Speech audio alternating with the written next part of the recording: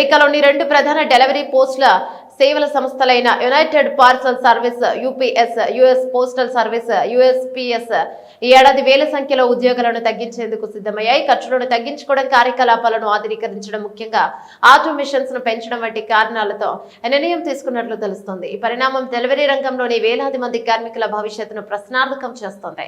ప్రముఖ లాజిస్టిక్స్ సంస్థ యూపీఎస్ తమ గ్లోబల్ వర్క్స్ లో దాదాపు 4% అంటే సుమారు 20,000 ఉద్యోగాలను ఏడాది తొలగించనున్నట్లు సంస్థ చీఫ్ ఎగ్జిక్యూటివ్ గత వారం ప్రకటించారు. అంతేకాకుండా జూన్ నెలాఖరు నాటికి 73 పంపిణీ కేంద్రాలను మూసివేయనున్నట్లు తెలిపారు. తమ పంపిణీ కేంద్రాల కార్యకలాపాలను ఆధునీకరించే దీర్ఘకాలిక ప్రణాళికలో భాగంగా ఈ చర్యలు తీసుకుంటున్నట్లు దాదాపు 400 కేంద్రాలు పూర్తిగా లేదా పాక్షికంగా ఆటోమేషన్ ప్రవేశపెట్టినట్లు యూపీఎస్ వివరించింది. తమ అతి పెద్ద కస్టమర్ అయిన అమెజాన్ లో వ్యాపార కార్యకలాపాలను 2026 ద్వితీయార్థం నాటికి 50% పైగా తగ్గించుకునేందుకు ఒప్పందం కుదుర్చుకున్నట్లు కూడా యూపీఎస్ ఈ ఏడాది ప్రారంభంలో వెల్లడించింది. మరోవైపు ప్రభుత్వ రంగ సంస్థ అయిన యుఎస్ పోస్టల్ సర్వీస్ కూడా తీవ్ర ఆర్థిక ఒత్తిడిలో ఉంది. సుమారు $100 బిలియన్ నష్టాలను చవిచూసిన ఈ సంస్థ భవిష్యత్తులో మరో $200 బిలియన్ నష్టపోవచ్చనే అంచనాలు ఉన్నాయి. నేపథ్యంలో సంస్థ పునర్వ్యవస్థీకరణలో భాగంగా 10,000 ఉద్యోగులను తగ్గించనున్నట్లు మార్చి నెలలో అప్పటి పోస్ట్ మాస్టర్ జనరల్ లూయిస్ డిజాయ్ ప్రకటించారు.